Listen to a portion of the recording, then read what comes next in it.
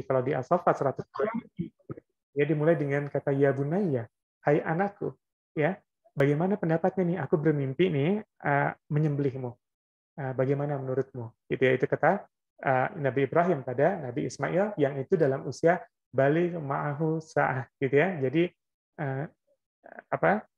Dalam usia balagha ma'ahu, dalam usia balik yang sudah bisa diajak uh, bekerja sa'yan, gitu ya. Sudah sampai usia mampu untuk diajak bekerja, maka bisa diajak untuk diminta pendapatnya. Dan kemudian jawabannya adalah ya abati, wahai ayahku. Ya, ditanya dengan wahai anakku, dijawab dengan wahai ayahku. Artinya apa? Hubungan ini terjalin ternyata kita lihat ya, itu ternyata mereka menyebutnya nggak Ismail atau yang lain, tapi ayah dan anak. Ya, sebutannya adalah wahai anakku, wahai ayahku. Kalau anak ngomong kepada kita itu wahai ayah, wahai ibu, wahai umi, wahai abi, wahai papa, mama, itu wajar. Yang jarang itu di masa pengasuhan sekarang adalah orang tua yang menyebut anaknya anak. Karena seringkali orang tua menyebut anaknya nama, gitu ya. Misalnya namanya Abdul. Abdul, gimana nih? Kalau kamu menurut kamu gimana?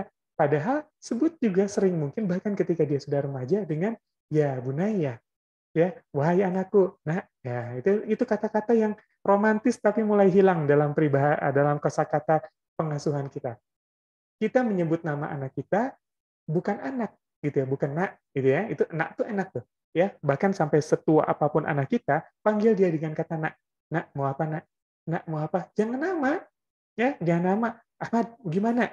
Ini mau gimana? Ya boleh sesekali nama, tapi banyak sisipkan juga panggilan-panggilan yang itu menunjukkan kedekatan. Karena kalau nggak deket mah nggak mungkin ngomong kayak gini.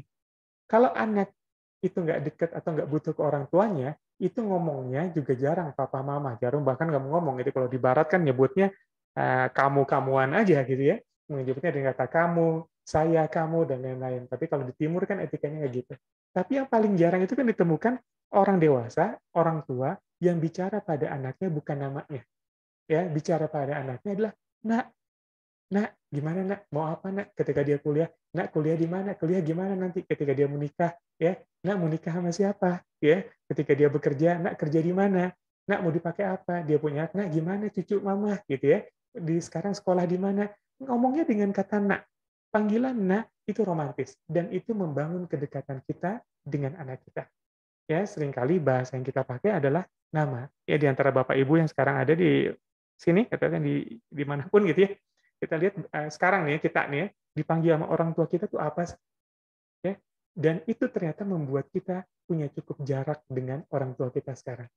Ya, kita panggil dia ibu, kita panggil dia umi, dia panggil dia bunda dan lain-lain. Kita panggil dia ayah, kita panggil dia papa, bapak, tapi apa yang dia panggil pada kita?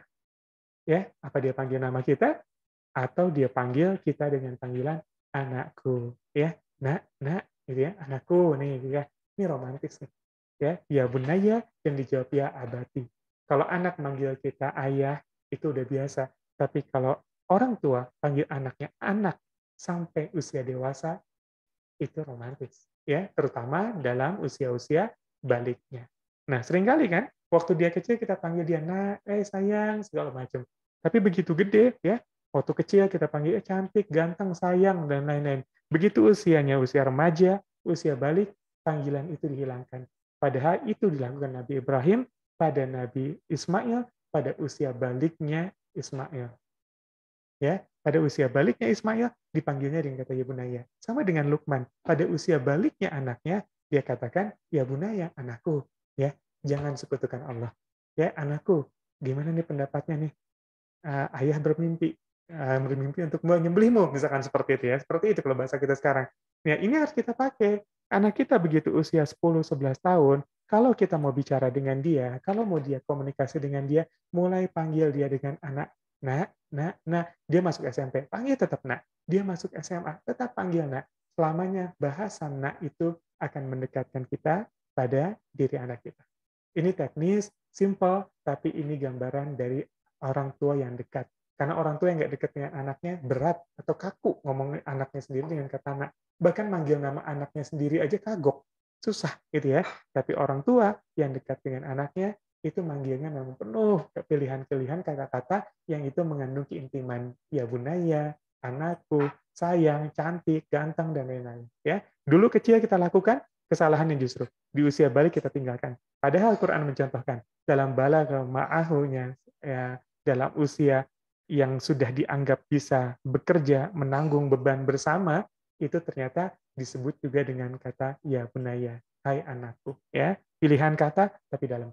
Nah, itu yang harus jadi catatan buat kita. Jadi apapun itu, gitu ya, apapun itu yang kita harus pikirkan sebenarnya adalah saat kita bicara tentang komunikasi. Komunikasi itu kan banyak tujuannya ya. Ada yang ingin menginformasikan, ada yang ingin menghibur, ada yang ingin mencari berita gitu ya, mencari sesuatu rahasia, bisa juga berniat untuk memerintah, itu cara menginformasikan.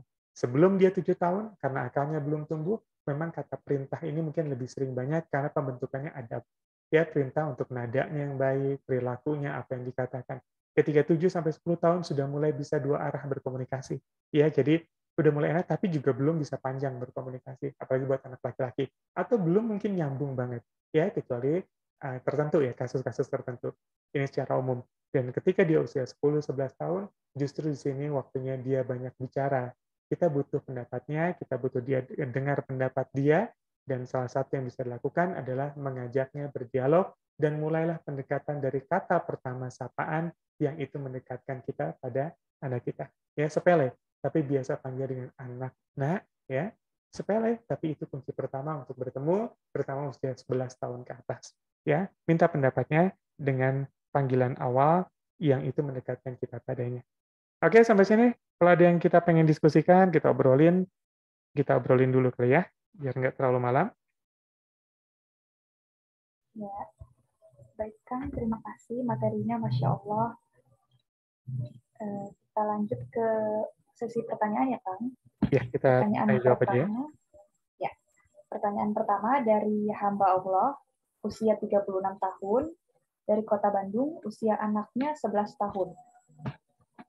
Beberapa hari yang lalu, saya baru tahu ternyata anak saya sudah tahu jauh hari bahwa ayahnya berselingkuh. Selama ini, ia diam, tidak bilang ke saya, memendam dan terlihat benci pada ayahnya. Kalau ayahnya mendekati saya, dia akan marah dan memisahkan kami. Ia bahkan pernah bilang untuk saya berpisah tanpa menyampaikan alasannya.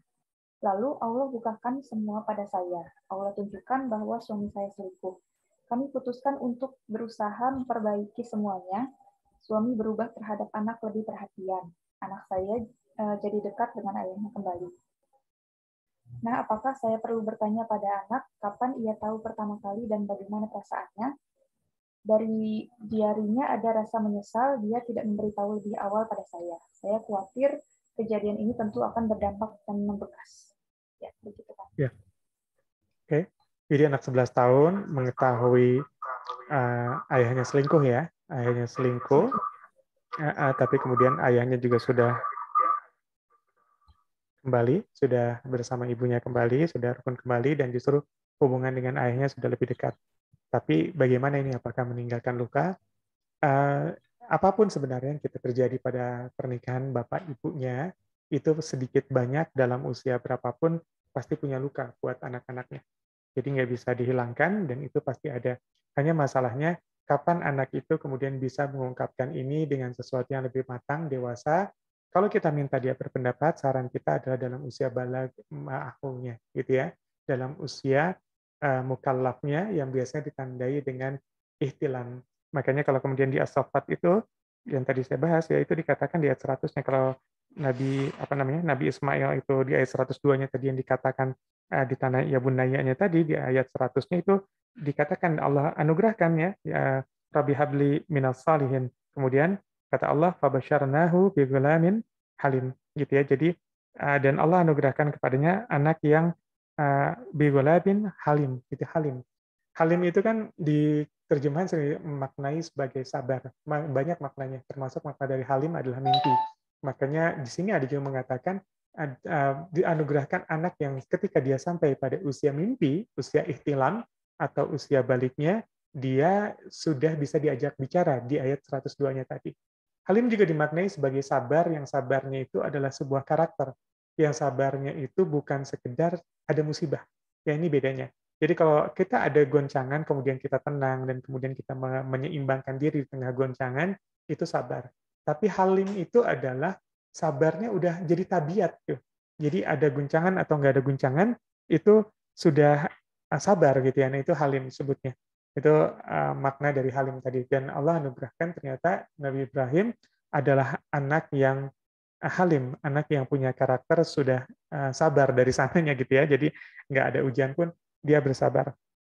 Nah, lepas dari itu, bagaimana kemudian kita bicaranya? Tadi saya katakan, ketika dia usianya sudah ihtilam, ketika dia sudah usia mukallaf, ketika dia usia sudah sampai pada usia balik ma'ahu, maka kemudian lebih mudah buat anak kita diajak atau diminta berpendapat.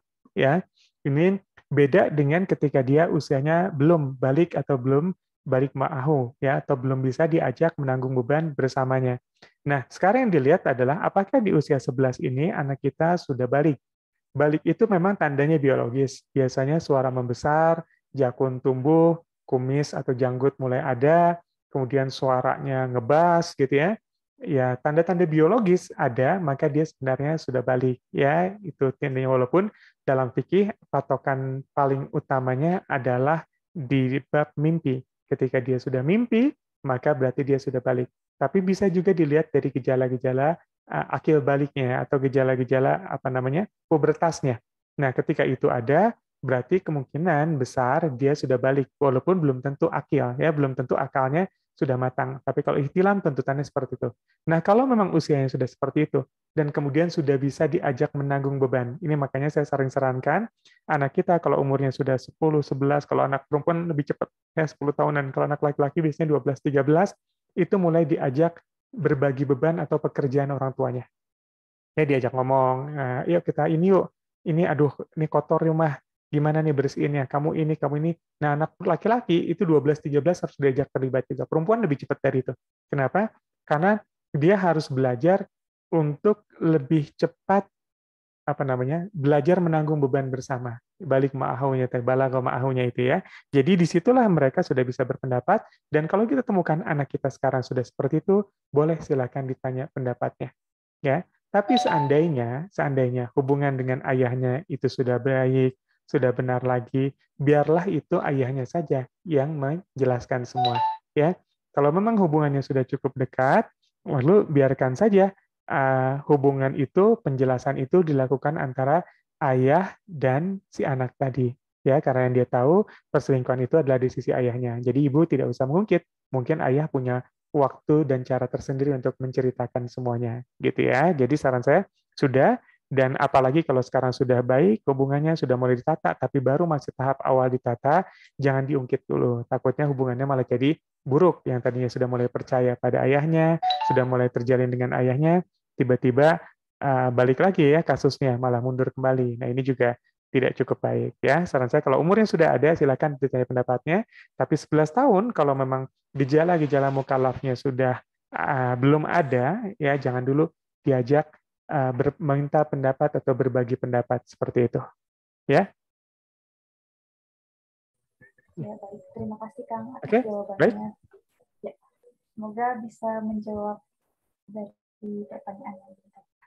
Ya, kemudian pertanyaan yang kedua dari Tari, dari Bu Tari, umur 40 tahun, Sidoarjo, usia anaknya 11 tahun.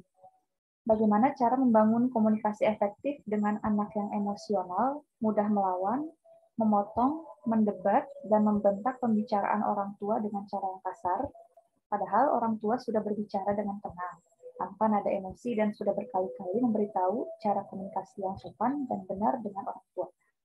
Ya, mangga Kang. Ya, ini usia 11 tadi ya?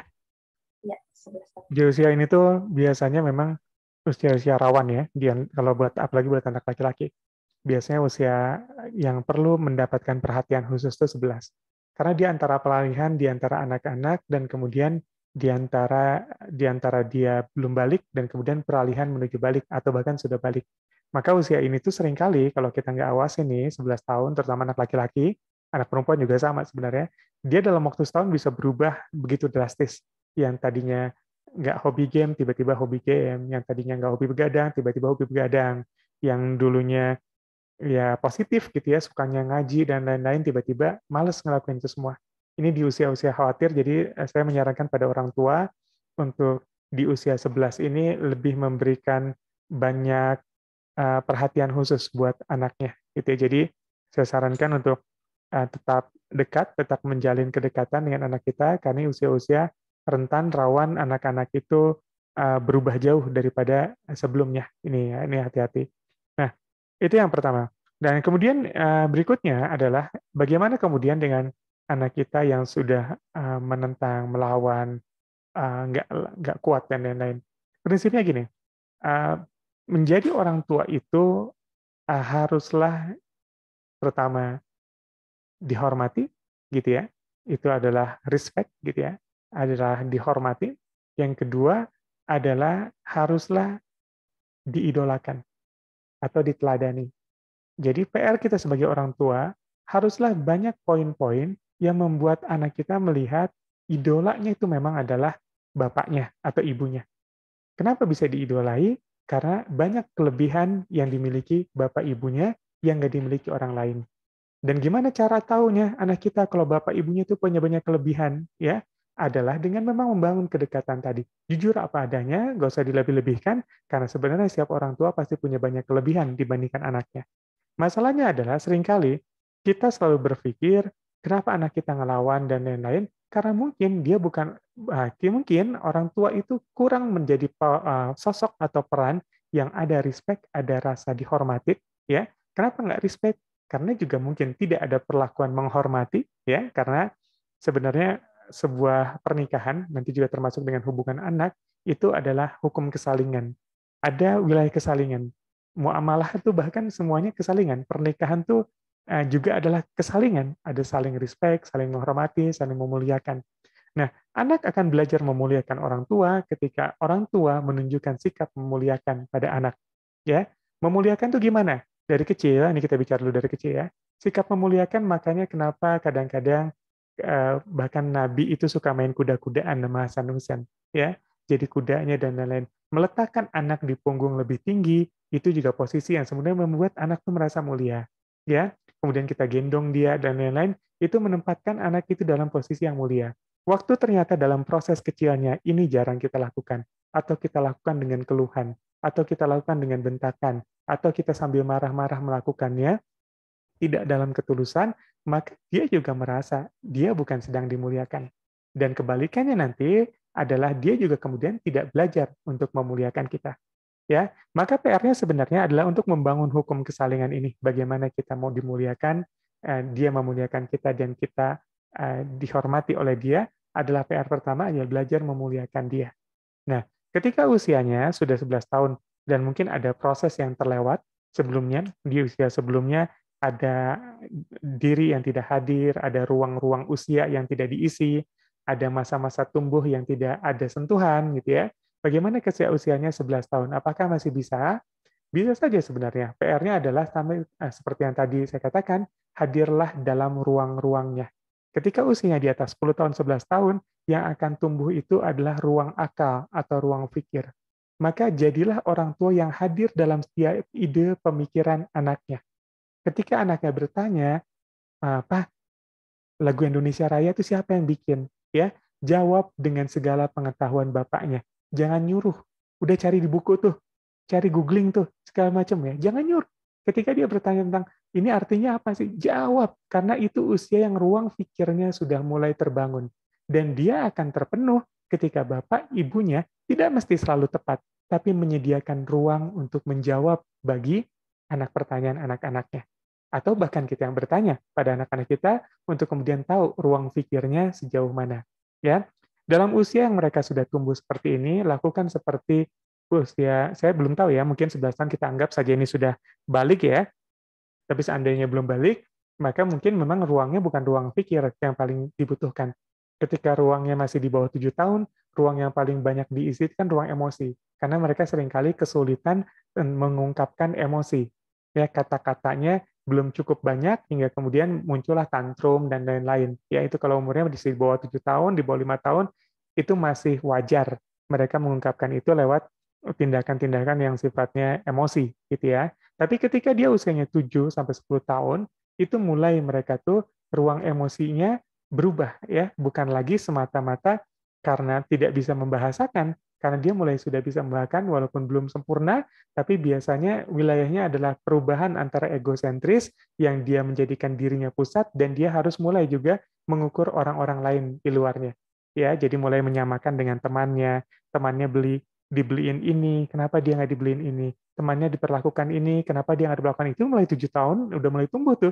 7, 8, 9, 10, itu udah mulai tuh. Kok temannya dapat ini, boleh, aku nggak boleh. Kok temannya boleh main ini, aku nggak boleh. Mulailah pertanyaan seperti itu. Dan menurut mereka, dalam kacamata keadilannya mereka, oh nggak adil nih. Ya, disitulah ruang-ruang itu yang kita harus hadir. Tapi begitu usianya nanti beranjak, kalau perempuan biasanya di atas 10 tahun, kalau laki-laki biasanya usia 12-13 tahun, ruang akal yang harus diisi. Akalnya sudah mulai tumbuh, banyak pertanyaan tentang hidup, banyak pertanyaan tentang perasaan, banyak pertanyaan tentang apa yang dia baca, apa yang dengar, apa yang dia lihat, maka isi ruang itu. Walaupun mungkin kita nggak lebih pintar dari YouTube, kita nggak lebih pintar dari Google, ya, tapi isi, jangan disuruh keluar. Karena kalau kita melemparkan itu tanpa kita isi ruang kebutuhannya, maka kedekatannya kemudian tidak ada. Dan akhirnya apa? Tidak ada respect di sana, tidak ada penghormatan di sana, tidak ada juga nanti pengidolaan. Ya, bukan suatu tokoh atau orang yang difavoritkan. Ya, kita harus jadi idola buat anak-anak kita. Ya, dengan cara apa? Tadi saya katakan mengisi ruang tumbuhnya. Ya, dan usia-usia begini, ruang tumbuh yang paling dibutuhkan adalah ruang tumbuh akal.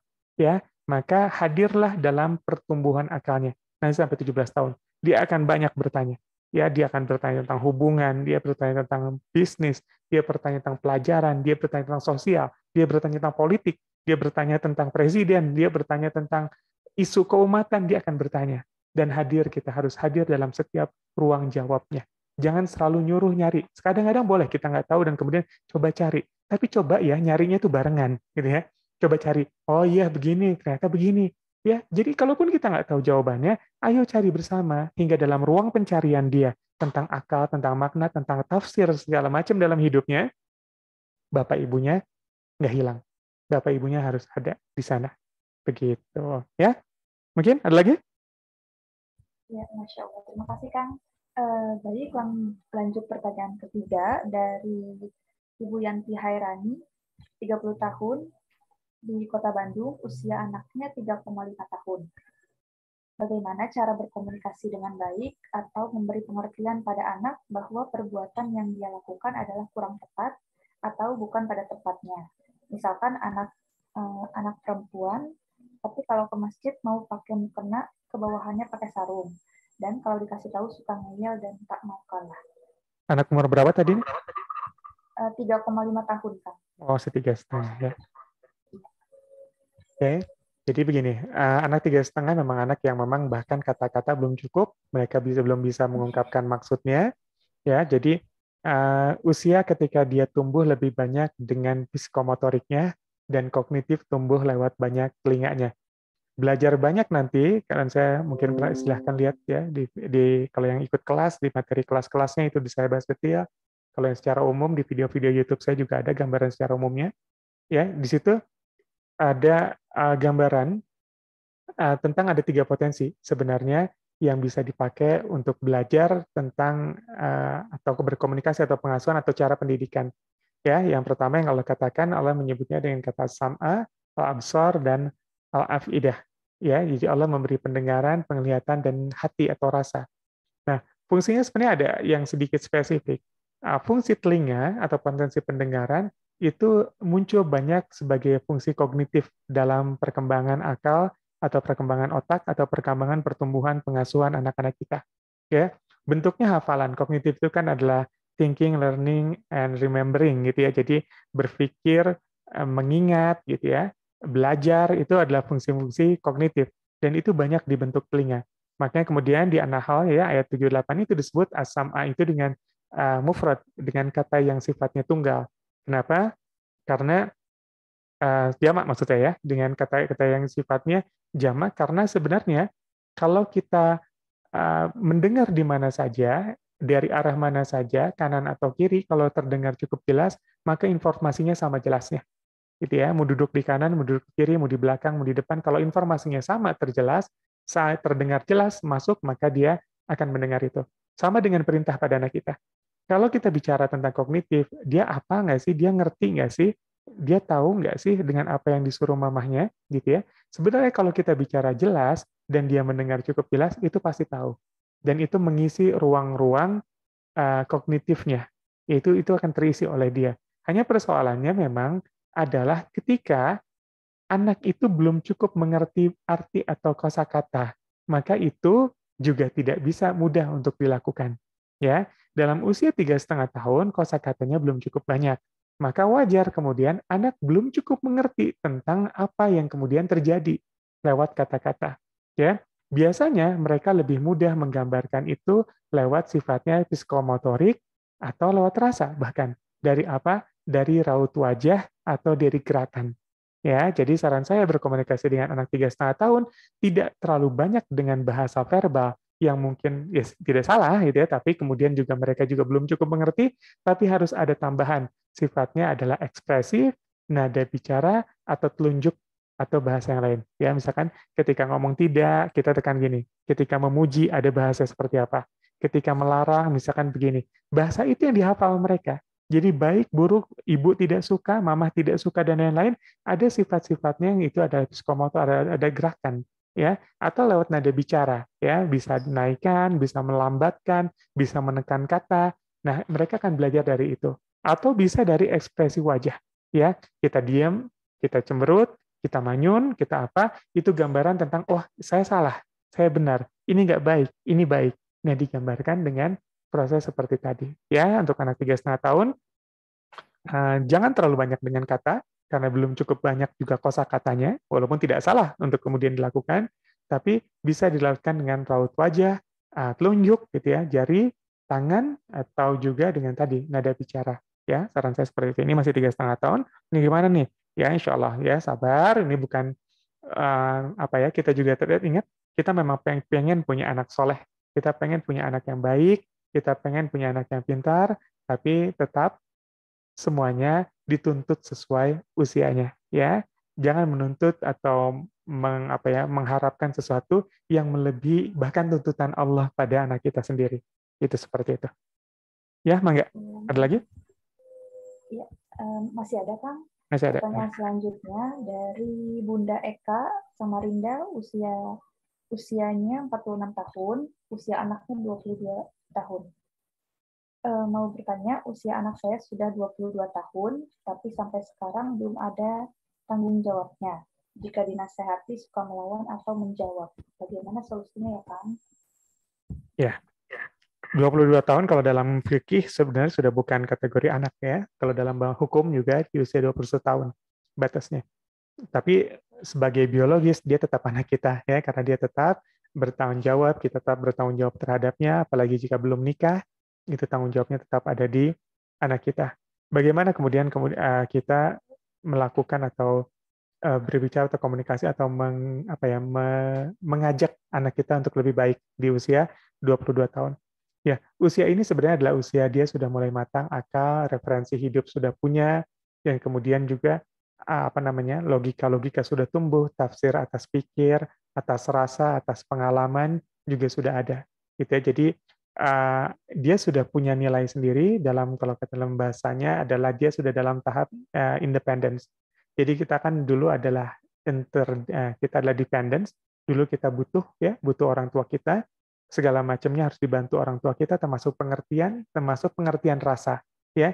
Kita nggak tahu rasa, yang nggak tahu anak kita, itu namanya pusing, sakit perut, dan kita menghubungkan itu semua. Akal kita belajar untuk menghubungkan, oh kalau yang namanya gini, ini pusing.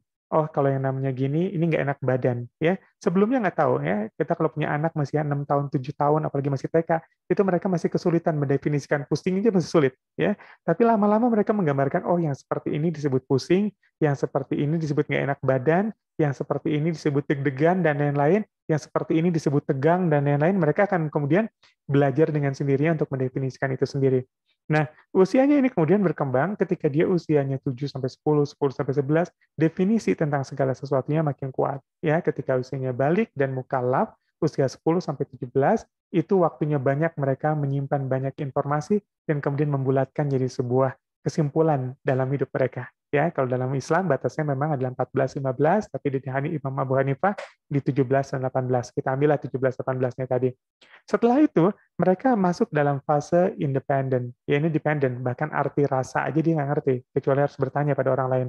Ketika usianya sudah 22 tahun, dia sebenarnya ada dalam tahap independence. Dia sudah punya makna kemerdekaan, dia sudah menafsirkan hidupnya sendiri, dia sudah tahu apa yang disebut, apa yang dirasa, apa yang dipikir, apa yang harus disikapi. Sebenarnya dia sudah tahu, walaupun nggak semua bertindak. Ya, ada yang nggak tahu dia, tapi nggak ngapa-ngapain. Ada yang tahu ini buruk, tapi kemudian nggak merubah. Tapi sebenarnya definisinya sudah tahu. Biasanya pemancingnya itu adalah sesuatu yang memang menyakitkan atau sesuatu yang kaget. Itu seringkali membuat alam bawah sadar itu kan kadang-kadang terbentuk ya, kebiasaan itu kan kalau ini teori-teori otak bawah sadar ya, itu kan kebiasaan bawah sadar itu kan terbentuk memang biasanya kuat ya, dan itu yang jadi kita lakukan. Bagaimana kita melangkah, bagaimana kita berjalan, gimana kita berbicara, itu kan alam bawah sadar. Sesuatu yang nggak dipikirin lagi juga udah kejadian seperti itu. Nah, ini biasanya terbentuk cepat, itu biasanya dengan rasa sakit salah satunya. Ya, misalkan kita nggak pernah tahu panci itu panas. Kemudian kita nggak sengaja megang panci itu panas. Nah, rasa sakit itu membuat alam bawah sadar kita untuk tidak menyentuh panci yang lagi ada di kompor itu. Itu seperti itu alam bawah sadar itu membentuknya. Nah, seringkali memang peristiwa-peristiwa yang besar itu bisa merubah orang kemudian mengganti alam bawah sadarnya dengan cepat. Misalnya, maaf, kematian keluarganya, kematian ibunya, kematian ayahnya, dan lain-lain, itu seringkali memukul akal dan pikiran mereka untuk kemudian berubah. Ada pilihannya dua tetap ya, berubah lebih baik atau lebih buruk. Tapi seringkali itu merubah menjadi alam bawah sadar. Nah, nggak perlu ada yang meninggal atau harus dibunuh dulu, nggak juga gitu ya. Tapi peristiwanya gini lah, ada peristiwa yang bisa harus membuat mereka kaget, terpukul, dan tersadar. Dan yang paling mudah adalah dibangun lewat bentuk harapan atau ketakutan. Nah, harapan dan ketakutan itu gimana? Harapan itu bicara tentang apa sih yang kamu pengen dapetin, ini misalnya umur 22 ya, apa sih yang kamu pengen dapetin di umur 25, itu harapan. Kamu pengen apa? Ajak bicara, ya. Kamu pengen umur 25, kamu gimana? Dia bilang, aku pengen punya kerjaan ini, aku pengen udah nikah, aku pengen ini, dan lain-lain. Itu harapan. Ya. Kalau kita tanya, di usia 22 kita tanya, kamu pengen apa? Apa yang kamu harapin terjadi? Dan dia belum bisa jawab itu, ganti pertanyaannya dengan apa yang kamu takutin. Ya, half, gitu ya. Apa yang kamu takutin terjadi waktu umur kamu 25? Ada nggak yang kamu takutin umur 25, kamu takut apa? Aku takut 25, aku nggak laku, jomblo terus-terusan, misalnya gitu ya. Aku takut umur 25, aku nggak punya kerjaan. Aku takut umur 25, aku nganggur. Aku takut ini. Nah, bangun dari sana untuk memotivasi dia. Karena itu seringkali cukup efektif untuk membuat kesadaran untuk anak kita berubah. Bangun dari harapan atau bangun dari ketakutannya. Ya, kalau belum diulang terus, dan semakin ekstrim gambaran ketakutannya atau semakin hebat gambaran harapannya, biasanya semakin besar tenaga dia untuk berubah. Ya, orang yang punya harapan besar itu tenaganya besar, tapi orang yang harapannya kecil biasanya tenaganya kecil. Maka kita bisa lihat dari harapannya tadi. Pas kita tanya harapannya itu, ya aku cuma pengen gini sih mah, yang penting ini. Wah, ini berat juga nih. Kenapa ya? Karena harapannya kecil. Biasanya karena harapannya kecil, tenaga untuk bangunnya juga nggak gede-gede banget. Nah, diajakin memperbesar harapan. Dengan cara apa? Salah satunya keimanan. Ya, yang lainnya adalah referensi akal. Banyak bacaan, banyak kita lihat kasih contoh, kita ajak jalan-jalan, kita ngelihat ke saudaranya yang apa, gitu ya, itu gambaran. Atau gambaran ketakutan tadi. Ya, ketika ada ketakutan yang ekstrim, dia melihat misalkan, ya Allah, misalkan ya gitu, ada saudaranya di umur 25 hidupnya hancur-hancuran, hidupnya bahkan wah nggak benar dan bahkan sakau misalnya gitu ya. Nah, seringkali pukulan-pukulan itu juga membuat dia karena ekstrim ya, membuat dia waduh, saya nggak boleh gini ya. Ketakutan yang ekstrim atau harapan juga yang tinggi itu membuat orang lebih cepat bergerak daripada ketakutan yang biasa-biasa aja atau harapan yang terlalu standar. Ya, itu yang perlu dibantu oleh ibu umur 22 ini gimana supaya dia bangun, supaya dia mau bergerak, supaya dia mau berubah. Ayo ajak berharap lebih. Kalau nggak bisa diajak berharap lebih, ajak takut lebih. Dengan sesuatu yang lebih ditakutin terjadi pada masa depannya. Ya, begitu mungkin? Ya, Ada lagi? Masya Allah, terima kasih kamu. Ada Cukup. lagi pertanyaan kelima. Oh, masih ada. Ya. Dari Bunda Maresa, Assalamualaikum Ustadz. Ingin Waalaikumsalam. menyampaikan pertanyaan dari teman saya. Teman memiliki anak perempuan usia 3 tahun. Beliau memiliki keluhan, tiap bertemu dengan neneknya selalu diperlakukan dimanja, yang bikin sedihnya anak tersebut apa-apa ingin dengan neneknya, bahkan dipegang sama ibunya pun anak tidak mau. Pertanyaannya, bagaimana cara menyikapi sikap anak tersebut dan bagaimana cara komunikasi yang baik sama anak dan neneknya. Jazakallah khair. Anak umur berapa ini? Di sini Sudah disebutkan. 3 tahun. 3 tahun. Oh, 3 tahun. Ya. Ya, sekali lagi, tadi saya katakan, ada tuntutan yang jangan juga berlebihan terhadap anak-anak yang memang usianya usia-usia prasekolah. Ya, ini usia 3 tahun, usia awal pembentukan bahasa, kata juga masih rumit, dan seringkali ketika dia nangis, dia marah, atau dia manja, dan lain-lain, belum tentu juga karena selalu neneknya. Bisa jadi karena hambatannya hambatan komunikasi. Maka tadi saya katakan nanti ada tantrum. Tantrum itu adalah hambatan emosi sebenarnya, sumbatan emosi yang terjadi pada anak kita karena ingin mengkomunikasikan sesuatu. Ya, apa yang dia pengen, apa yang dia rasakan, apa yang dia takuti, apa yang dia sedih, apa yang dia senangi, seringkali tidak cukup banyak untuk disalurkan lewat kata. Karena memang belum punya banyak perbendaharaan kata. Dan seringkali bentuknya memang lewat sifat-sifat yang emosional. Sifat yang emosional itu juga ada yang aktif, ada yang pasif. Yang aktif itu ngerajuk, narik-narik, gugulingan di lantai, gitu ya, di tanah. Itu yang aktif. Tapi yang pasifnya juga ada. Diem, pundung, nggak mau ngomong, mojok sendirian, atau ngelingker di kaki bapak ibunya minta ajak pulang dari satu tempat gitu ya. Itu cuma tantrum, tapi sifatnya lebih pasif, tidak lebih aktif lagi. Artinya apa? Mereka melakukan itu karena hambatannya adalah hambatan kata. Maka ketika sekarang, oh dia dimanjain sama neneknya, kakeknya, ya habis itu dia jadi begini-begini. Bisa jadi dia begitu karena ada hambatan yang ingin dia komunikasikan.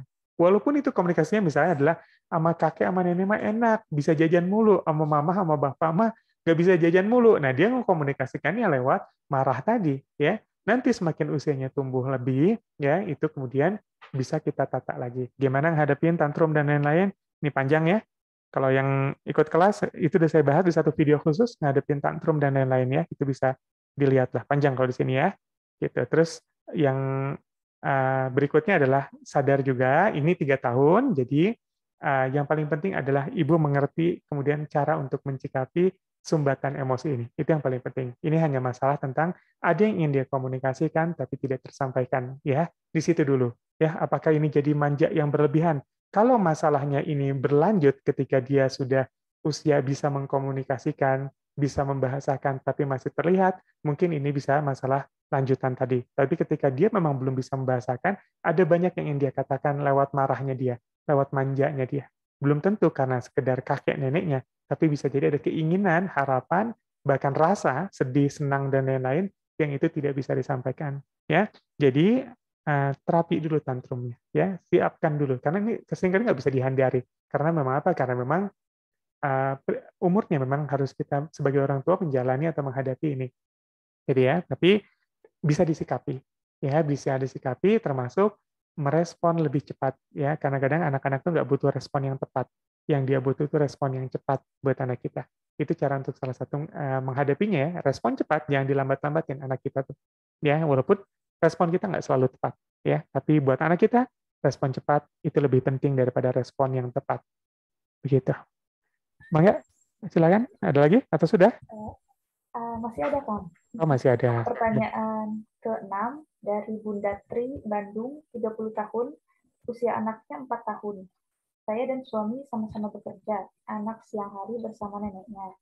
Siang hari biasanya anak mengaji di masjid dekat rumah. Namun beberapa hari ini anak tidak mau mengaji, padahal sudah berangkat ke masjid. Namun di saat membaca Iqra, anaknya diam. Saya coba ajak mengaji di rumah, ada penolakan, namun saya bujuk akhirnya mau, walaupun tidak lama dan semaunya saja. Bagaimana sebaiknya menyikapinya? Iya, ini anaknya 4 tahun tadi ya. Sebenarnya ini tadi yang seperti saya sampaikan, ada sumbatan emosi usia-usia anak-anak punya perasaan, punya harapan, punya pikiran, punya kesenangan, punya sesuatu yang dia tidak bisa bicarakan dengan orang tuanya. Gitu. Dan ini seringkali memang bentuknya lewatlah tadi saya katakan ada yang aktif, ada yang pasif. Bentuknya seperti perlawanan. Jadinya ya, seperti perlawanan pada orang tuanya. Dia nggak mau ngaji, nggak mau berangkat, dan lain-lain. Dan usia ini juga sebenarnya adalah usia yang anak tuh memang masih kuat dalam fase individu, egosentrisnya kuat. Jadi anak-anak usia apalagi di bawah 5 tahun ya, di bawah 5 tahun, 6 tahun, 7 tahun, egosentrisnya kuat. Dunia itu berputar pada dirinya. Ya, jadi sesuatu itu bicara tentang kesenangan diri. Dia tidak bisa kita ajak untuk mengerti dong, papa mama kerja nih, udah capek nih, dan kamu udah dipanggilin guru, ya, udah dibayarin guru ngaji, kamu nggak mau ngaji juga ngerti dong. Anak kita bisa ngerti nggak? Nggak bisa, umur 4 tahun. Kenapa? Karena memang egosentrisnya masih kuat. Ya, tanda lainnya biasa nih, kalau ada di taman kanak-kanak, di TK, atau misalkan ada dalam, apa namanya, tempat bermain di mall gitu ya, tempat bermain di mall, anak-anak itu main bareng-bareng, tapi mainnya sebenarnya sendiri-sendiri. Ya, memang mereka bersama-sama dalam satu ruangan besar, tapi mainnya sendiri-sendiri tuh anak 4 tahunan. Ya, jadi dia ambil bola sendiri, dia ambil apa sendiri, dia ambil mobil-mobilan sendiri. Ya karena memang dalam fase yang memang belum menuntut dirinya untuk kemudian melebarkan dunia daripada sekitar dirinya, pikirannya, emosinya, dan semua ada berputar di dirinya. Jadi pusat perhatian adalah dirinya. Makanya seringkali usia-usia ini kalau punya adik juga seringkali jadi cemburu gitu ya. Adik ibunya melahirkan lagi, punya adik lagi cemburu. Kenapa? Karena usia yang dia masih membutuhkan perhatian itu berpusat pada dirinya, bukan ke yang lain, belum mau dibagi. Nah, di usia seperti ini, anak kita seperti ini, apa yang kita harus lakukan? Pertama, harus dikatakan, ini adalah sifat-sifat perlawanannya, ini sifat-sifat sumbatan emosinya, diterapi dulu nih. Maksudnya diterapi itu apa? Maksudnya udah disikapin dulu caranya untuk kemudian kita mengerti apa yang terjadi. Ya, sebenarnya sama dengan anak kecil, bayi, itu nangis untuk mengungkapkan sesuatu. Kalau ada nangis, kita ambil aja dulu. Kita cek, ya, kita cek, lihat pampersnya. Oh, ngompol apa enggak? Oh, enggak ngompol. Kenapa? Lihat tangannya, ada gigit nyamuk apa enggak? Gitu ya. Gigit nyamuk apa enggak? Oh, enggak juga. Oh, haus sekali, lapar. Kasih ASI gitu ya. Disusuin dulu. Oh, ternyata dia. Akhirnya ketahuan kan, oh, kenapa nangisnya? Karena ada sesuatu yang dirasakan, dia hanya tahu dengan cara menangis, maka kemudian kita harus cari tahu. Maka tadi saya katakan, respon kita yang penting adalah cepat dulu. Cepat, kemudian cari ketepatan berikutnya. Ini kenapa, ini kenapa, ini kenapa. Nah, sama dengan anak-anak kita yang tantrum, yang mengalami sesuatu, dan ada sumbatan, kemudian dia malas, nggak mau lakukan sesuatu, kita cari tahu dulu nih, ini kenapa, apa masalahnya. Apa dia pengen sesuatu, ya, pengen sesuatu, terus dia pengen ini. Kalau pengen ini, dia baru mau ini, misalnya seperti itu ya. Atau dia menghindari sesuatu. Misalkan apa, ada temennya yang dia nggak suka, ada temennya yang suka iseng, ada temennya yang jahat, atau misalkan ngajarnya nggak enak, gurunya itu marahin dia, karena misalkan terlalu sensitif anaknya gitu, itu yang kita harus cari tahu dulu. Ya, atau yang lain-lain, atau dia lagi pengen main jam segitu, ini kita cari tahu dulu. Atau dia sebenarnya pengen sama bapak ibunya, nggak mau sama yang lain, nah ini kita cari tahu dulu. Ya, caranya gimana? Cobain aja satu-satu. Ya, perhatikan dulu. Ya, perhatikan kalau begini, oh enggak, bukan ini berarti ini, coba ini, oh bukan ini juga. Coba ini terus saja ya, coba-coba dan dalam waktu yang cepat ya, respon segera, kamu maunya apa? Kalau kita tanya kamu maunya apa, seringkali dia nggak bisa ngomong dengan jelas. Ya, maka coba saya katakan, kasih pilihan, kamu maunya apa? Ini, kamu mau, oke kita beliin es, habis beliin es, datang ke masjid, mau nggak? Oh dia pengen es krim, gitu ya. Mungkin dia pengen es krim, kalau ngaji, pengen lihat teman-teman yang lain jajan, dia pengen ikut jajan, misalnya seperti itu. Atau dia pengen apa?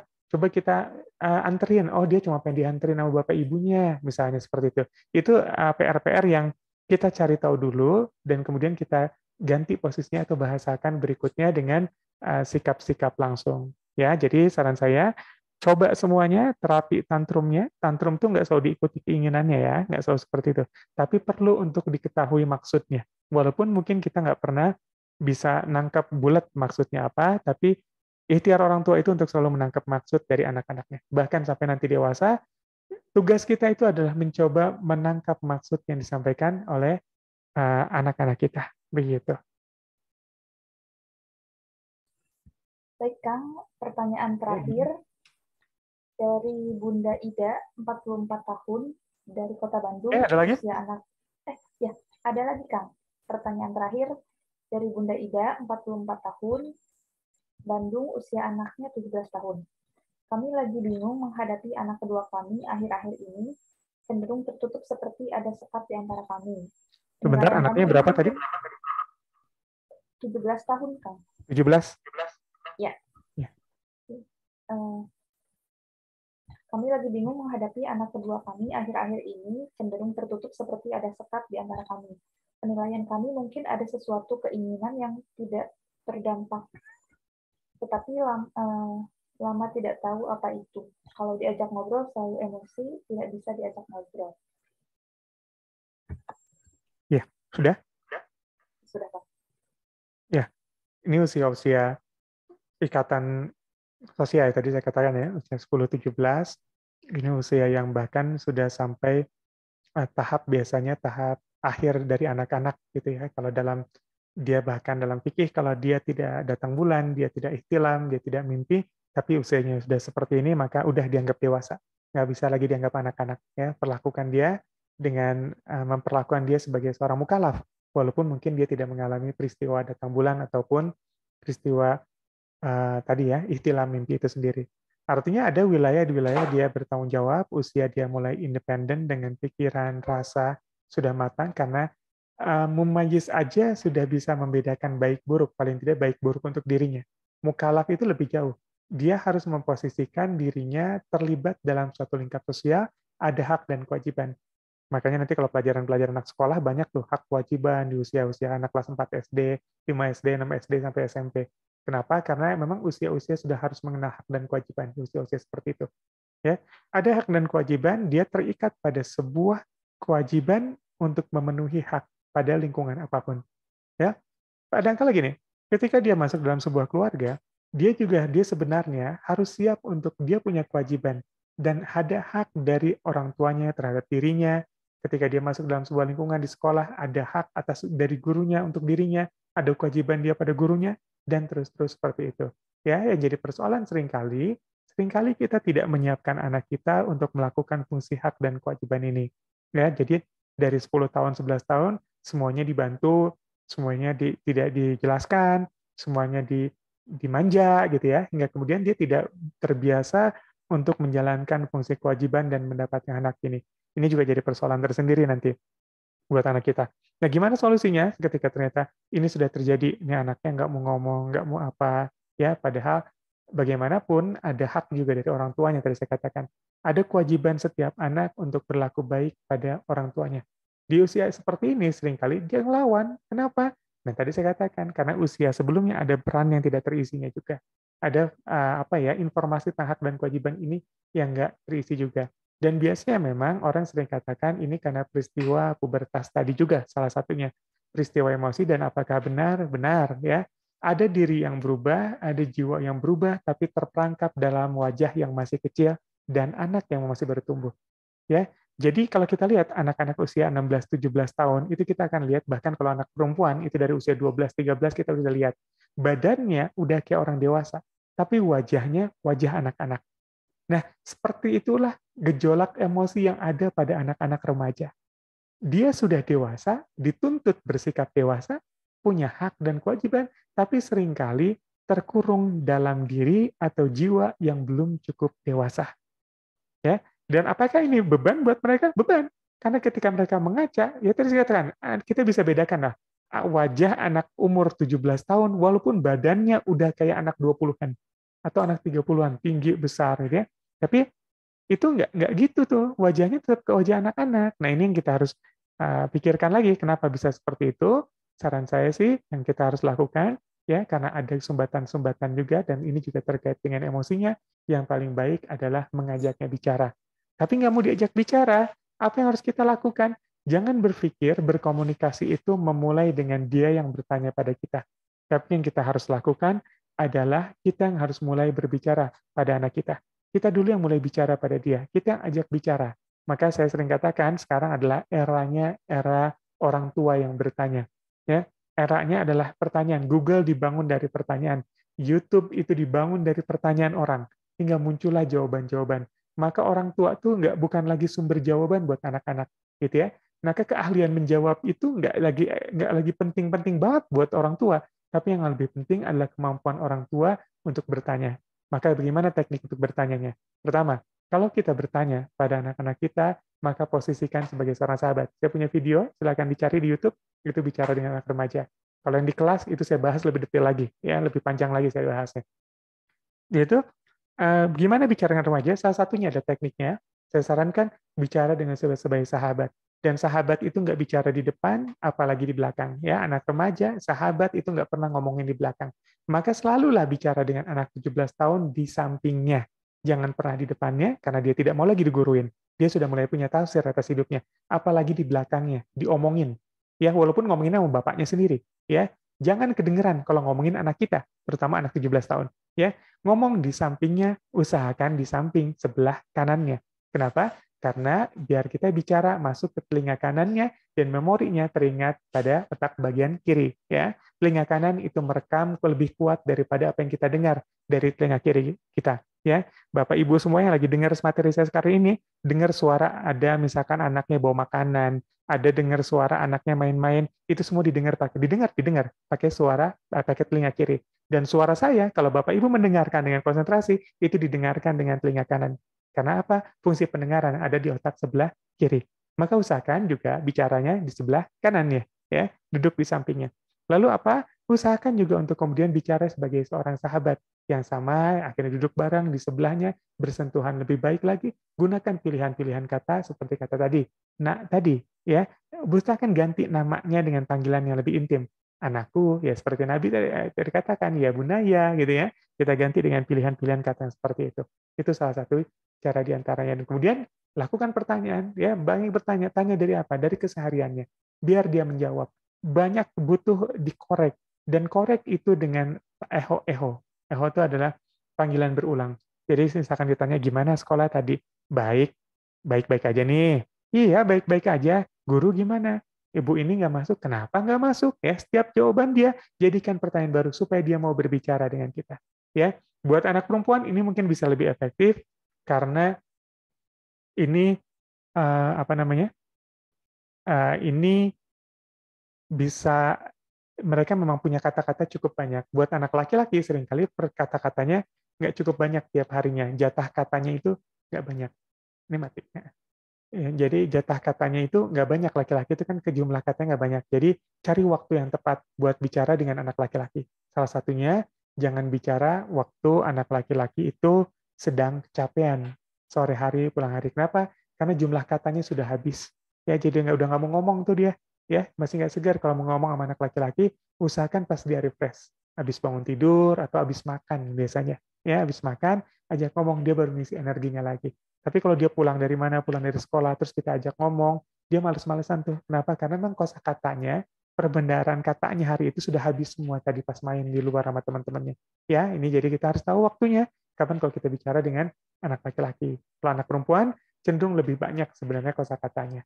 Cenderung kalau mereka nggak mau bicara, itu sifat-sifat perlawanan di antara mereka atau ketidakdekatan kita dengan mereka. Ya, cari hubungan kedekatan tadi, salah satunya dengan teknik tadi ya, saya katakan, bicara di samping, bicara di sebelahnya gitu ya, bicara di sebelah kanannya juga, dan bicara juga dengan panggilan yang itu menjadi penghormatan buat mereka. Ya, panggil dengan kata, nak, jangan namanya. Ya, kayak anak kecil, tapi itu yang bikin keintiman. Itu romantis. Ya, banyak orang tua sekarang yang nggak lagi manggil anaknya dengan panggilan cantik, ganteng, atau sayang, atau nak. Kalau ke anak kecil masih, tapi ke anak remaja, ini susah nih sekarang ditemukan. Padahal ini kunci mendekati anak remaja. Begitu. Ya, baik. Ada lagi? Atau sudah?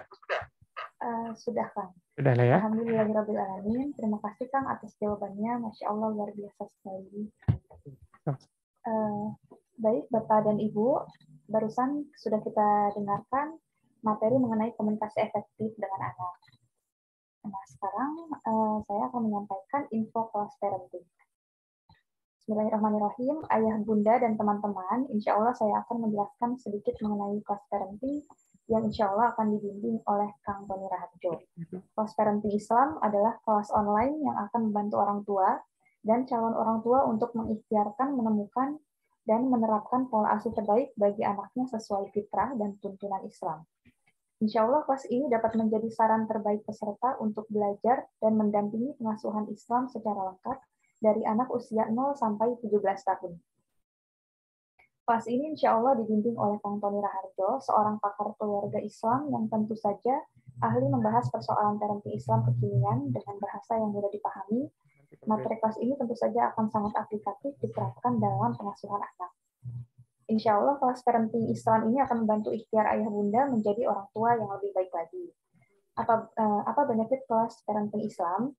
Yang pertama, lebih hemat, tidak perlu membeli banyak buku parenting atau seminar parenting offline. Hampir seluruh persoalan pengasuhan Islam usia 0-17 tahun dibahas di kelas online ini, cukup dari rumah. Kemudian hemat waktu. Tema bahasan langsung membahas pada persoalan pengasuhan. Menghemat waktu bagi Anda yang sibuk. Simak penjelasannya yang lengkap namun sederhana dan mudah dimengerti. Kurangi stres pengasuhan. Banyaknya persoalan pengasuhan anak seringkali diawali dari minimnya literasi pengetahuan tentang persoalan pengasuhan. Insya Allah di kelas parenting Islam, Anda akan mendapatkan khazanah pengetahuan parenting Islam baru yang bermanfaat. Selanjutnya praktis. Materi kelas diangkat dari banyak persoalan pengasuhan yang terjadi sehari-hari. Maka kelas ini tentunya akan menjadi sangat praktis untuk para orang tua. Pujian dari anak. Percayalah, setiap orang tua baik selalu disebut-sebut oleh sang anak. Dan kelas parenting Islam insya Allah dapat menjadi sarana ikhtiar Anda untuk menjadi orang tua yang lebih baik. Cinta dari anak. Bonus tambahan yang langsung terjadi sewaktu kita menjadi orang tua baik adalah semakin dicintai oleh anak. Karena hal-hal itu, kelas parenting Islam ini pantas jadi rekomendasi dari ibu pada anaknya, mertua pada menantunya, suami pada istrinya, teman yang baru menikah, teman yang baru melahirkan, atau kepada teman dan rekan yang Anda sayangi. Materi-materi kelas ini membahas aspek-aspek terlengkap, yaitu fikih, spiritual, psikologis, manajemen. Media pembelajaran kelas ini seluruhnya dilakukan secara online. Fasilitas kelas parenting Islam yaitu yang pertama belajar 30 hari, 35 modul video materi pembelajaran, kemudian grup WhatsApp eksklusif kelas parenting Islam, kemudian e-sertifikat, hadiah spesial untuk peserta terbaik, fasilitas khusus, yaitu konsultasi, diskusi, dan sharing bersama pembimbing, kemudian mendapat sahabat para orang tua muslim dari berbagai wilayah di Indonesia.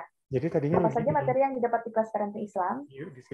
Beberapa modul pembelajaran unggulan yaitu hak anak dalam Islam, pengasuhan anak 0-7 tahun dalam Islam, pengasuhan anak 7-10 tahun dalam Islam, target pengasuhan 7-10 tahun, perkembangan bahasa 7-10 tahun, perkembangan emosi 7-10 tahun, target pengasuhan 10-15 tahun, melatih disiplin anak cara Islam, mendidik anak akil balik, urgensi teladan dalam pengasuhan, single parent dalam Islam, tahap mengajarkan agama pada anak, cara melatih adab anak, cara mengajarkan ibadah pada anak, menumbuhkan akhlak karimah pada anak, mengatasi tantrum anak, usia ideal anak sekolah, optimalisasi gaya belajar anak, cara efektif anak belajar di rumah, melatih tanggung jawab anak nakal, penyebab dan solusinya, kapan anak bisa diajak berbagi permasalahan orang tua, komunikasi efektif dengan anak di bawah 10 tahun, dan yang terakhir, komunikasi efektif dengan anak remaja.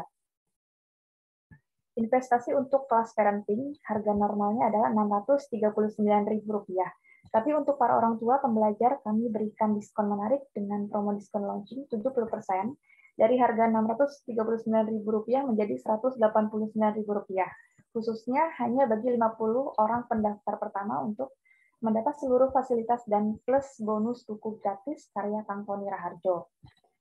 Kabar buruknya, gelombang berikutnya harga kelas akan naik. Silakan yang mau mendaftar bisa mengetik format pendaftaran, yaitu daftar KPI, _nama, _usia, _status, _alamat, _email, dan juga _nomor WA. Kirim ke nomor WA admin masing-masing pada grup kajian. Bagi yang belum masuk grup kajian, silakan bisa klik link grup di chat room Zoom atau link bio Instagram kelas parenting _ID. Silakan juga hubungi nomor admin untuk bertanya lebih lanjut tentang program kelas parenting Islam. Terima kasih. Baik, sebelumnya kita foto bersama dulu ya, Bapak dan Ibu. Dipersilakan untuk on cam. Bapak admin sudah siap ya untuk screenshot. Ya, Bapak Ibu sudah siap? Baik, dalam hitungan ketiga ya. Ya, dalam hitungan ketiga, 1, 2, 3. Ya, baik, terima kasih kepada Kang Tony. Saya ucapkan terima kasih banyak. Sama-sama. Ya, kepada Bapak dan Ibu juga saya ucapkan terima kasih banyak. Mohon maaf apabila banyak salah. Wabillahi taufiq wal hidayah. Wassalamualaikum warahmatullahi wabarakatuh. Sampai jumpa di kajian berikutnya.